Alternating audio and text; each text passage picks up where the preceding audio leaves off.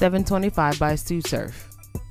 Tsunami Surf, aka Tsu Surf, is known around the world as a top-tier battle rapper. He has battled everyone from T-Rex, Charlie Clips to DNA. He spent some time behind bars in 2017. In 2018, he was shot 5 times.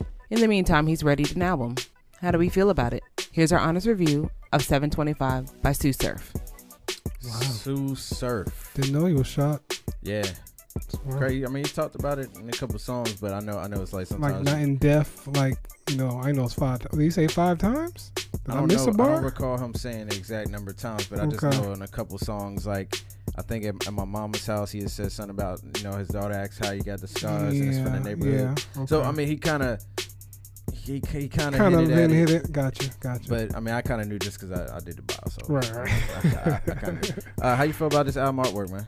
I always like when albums use like old Polaroid type photos. It's just something about that gets me like, yo, that's like just that look into my life kind of thing. So I liked it a lot, and I kind of like how it had like the blood splatter on it, because it kind of like, to me, it evokes some kind of emotion of I've been through something or something like that. This is like just my portrait of like everything I've been through. So I thought it was cool.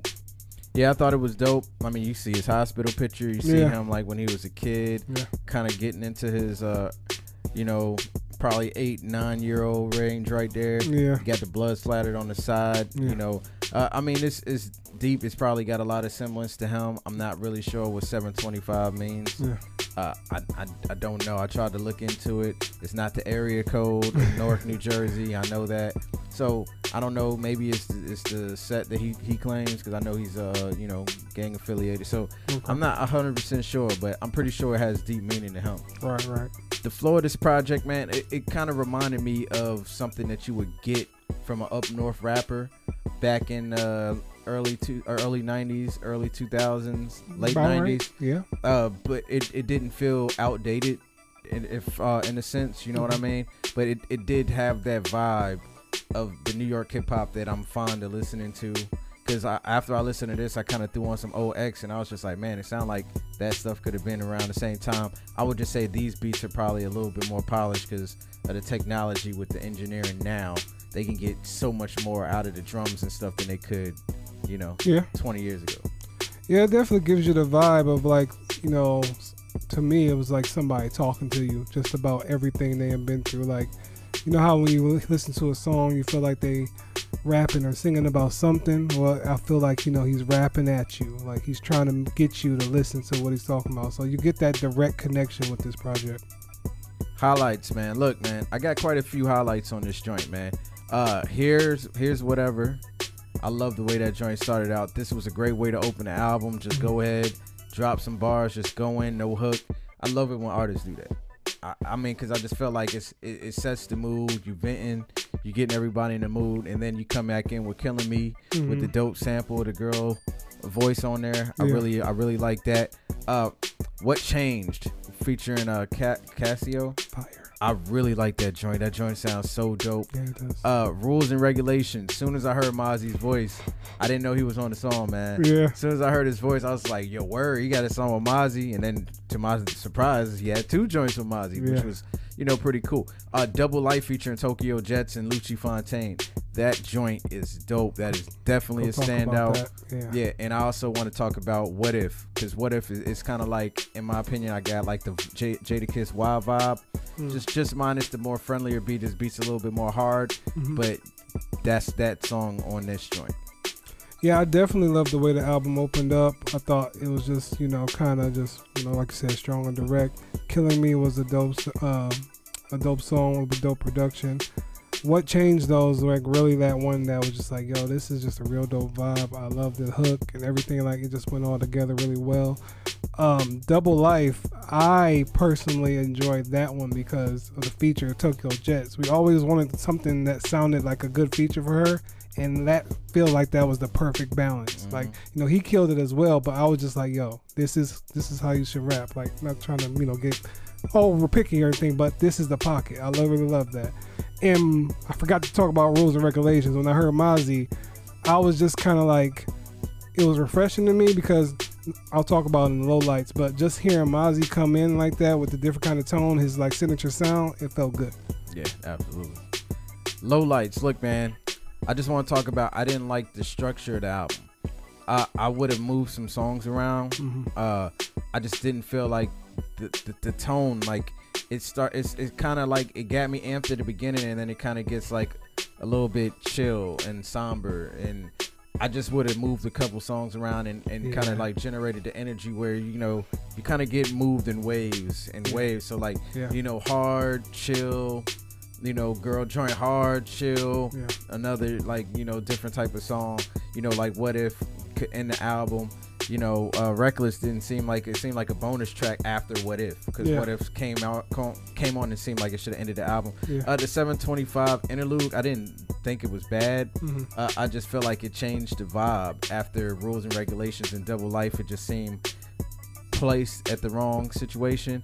And What Do You Want Me to Say, it also seemed like that should have been number 2, and Killing Me should have been number 3. I mean, it's a crazy way my mind operates. No, but I understand you. I just feel like for the album to have flowed the way, I guess you can say I'm kind of accustomed to hearing like the albums that I think are classic albums. That's how they're structured. So that's usually how I try to structure other stuff. So you know, it's all in my head, man. Well, the only main low light I have with the album, I don't want to go song to song, so I'll just be general. I don't know if it's just me, but I feel like his tone and delivery was the same throughout every song. And maybe that's just me as a listener. That's not what I'm accustomed to. And maybe it's just because, you know, he is a battle rapper. But I kind of felt like, you know, when I got to Rules and Regulations with Mozzie, I was just like, oh, this is kind of different. He switched up the like tone and flow a little bit. And then when he came back rapping, it was a little bit different. But like just for me, I kind of got the same emotion every song, every time he's rapping. And it's just like, I'm not biting on his style or anything and his style of flow and all like that. But I just didn't really get levels to his rapping style that I would like to see. Like if I was to provide any kind of example, like he kind of got that flow that Meek got, but like he changes his tone with a lot of bit. And I'm not trying to say he got to be doing noises and all that shit and nothing like that, but I just kind of felt like there was no range to his flow, so that kind of bothered me by listening. But other than that, that was my only real low light of the project. Final thoughts, man. Look, it's so refreshing anytime I see a battle rapper actually doing something to expand himself other than battle rapping. Tsu Surf, he has a dope flow. He, you know, he was not rapping off beat. He wasn't Bluefacing it. You know, I'll shout out to Blueface though. You know, he was doing his thing. Like he was really, and then like he had some dope topics, some dope scenarios. Every time he ended a verse, he would kind of repeat the line. But normally when he would do it, it'd be like something that you can see he wanted you to take away from the song. And I thought that was like a cool aspect to it. And I felt a lot of the stuff that he was saying. You know, I will say like reflection, and this is just a pet peeve of mine. And I know he don't have any control over it anymore. But it's tough for me to listen to Beanie Siegel sounding like that. Because it's just like he's still saying dope stuff, but and then just the way you know, Tsu Surf came in on the song, I felt like Beanie Siegel's style didn't really fit the song. Yeah, especially when it went back and forth. You kind of felt that a lot. Final thoughts. I feel like there's a lot of great, like, you know, ideas here and everything, but like you said, the structure kind of messed up, like the flow of the album to me.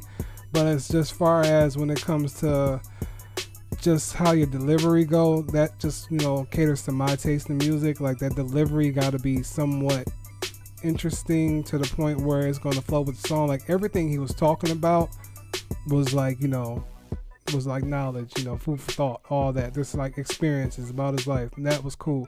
But it's just the way that it was delivered to me, as through the production and through the rapping and the flows, kind of got off a little bit for me. Final grade, man. Look, I'm gonna get this joint a check.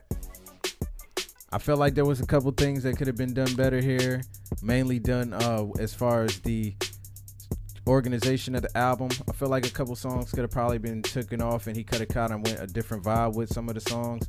But I mean, this is more so and I know it's New Jersey, but I always usually say New York hip hop because it's like it's tri-state area.